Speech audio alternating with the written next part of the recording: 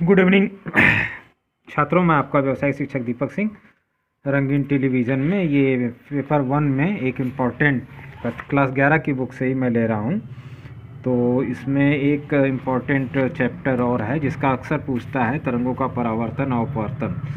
तो तरंग की अभिलाक्षणिक विशेषताएं क्या होती हैं, आप स्क्रीनशॉट ले सकते हैं। तो ये आप जान ही रहे हैं कि तरंग की चाल भौतिक माध्यम के गुणों पर निर्भर करती है और आयाम पर नहीं, और इसमें व्यतिकरण और विवर्तन होता है, परावर्तन होता है, अपवर्तन होता है। तो ये तरंग की अभिलाक्षणिक विशेषताएं हैं। दूसरी इम्पॉर्टेंट चीज़ों पर मैं चल रहा हूँ लेके, जल की लहरें जो बनती हैं आपकी, तो उन जो लहरों को उर्मिका कहते हैं। रिपिल अक्सर पूछ देता है आपसे कि उर्मिका क्या है, तो आप कंफ्यूज ना हो, उर्मिका जल की लहरों को कहते हैं। 1 नंबर का सवाल। उसके बाद एक बहुत अच्छा सवाल इसमें आता है, हाइगेंस का तरंग सिद्धांत क्या है। तो हाइगेंस हालैंड के वैज्ञानिक थे। 1678 में इन्होंने प्रकाश की तरंग का सिद्धांत का प्रतिपादन किया और इनके सिद्धांत के अनुसार प्रकाश तरंगों के रूप में चलता है, और जब ये तरंगें हमारी आँख से टकराती हैं तो हमें प्रकाश की अनुभूति होती है। तो इसके लिए माध्यम की आवश्यकता होगी। तो हाइगेंस साहब ने जो माध्यम लिया था, सर्वव्यापी माध्यम, ईथर की कल्पना की थी उन्होंने।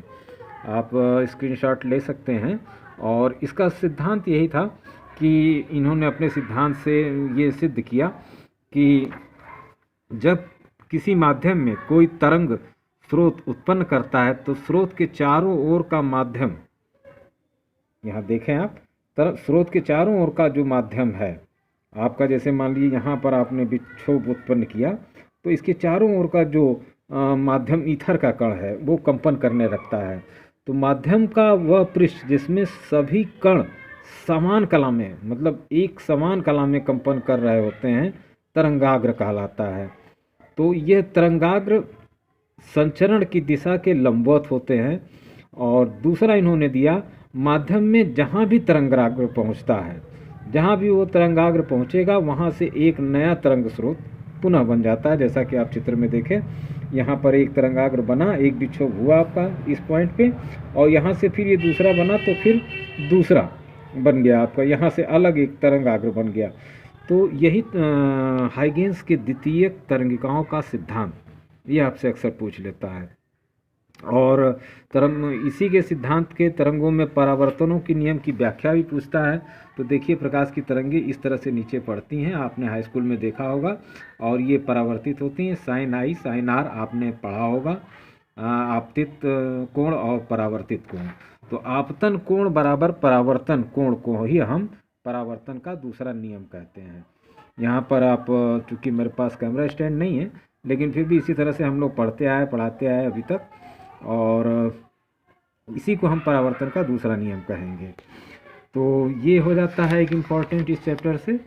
और यही, इसी को अगर हम sine i upon sine r करते हैं तो यह बी अपॉन बी टू, और ये नियतांक जो मिलता है इसे हम स्नेल का अपवर्तन नियम कहेंगे। तो आपतित किरण और परावर्तित किरण बिंदु पर जो आपका बनेगा कोण, उसका कोण sine r upon sine i upon sine r. तो ये स्नेल का अपवर्तन का नियम भी इसे कहा जाता है। Sine i upon sine r बराबर नियतांक भी आप यन भी लिख सकते हैं। तो यही था छात्रों, और इसके अंदर जो क्वेश्चंस हैं वो आप भी देख लीजिए। देखिए, तरंग, हाइगेंस की द्वितीय तरंगिकाओं का सिद्धांत बताइए, तरंगाग्र कितने प्रकार के होते हैं, गोलनीय, बेलनाकार, और तरंगाग्र किसे कहते हैं, वही जब एक समान कला में कंपन सारे कण करने लगें तो उतने एरिया को हम तरंगाग्र कहते हैं। ये हमने पिछले चैप्टर में पढ़ा है। और हाइगेंस का तरंग सिद्धांत अक्सर आपको पूछेगा, तो मैं इसका पेज भी आपको ग्रुप में डाल देता हूँ, जिससे कि आप वीडियो, ऑडियो और ग्रुप, तीनों ग्रुप पेज से भी आप इसको स्टडी कर सके।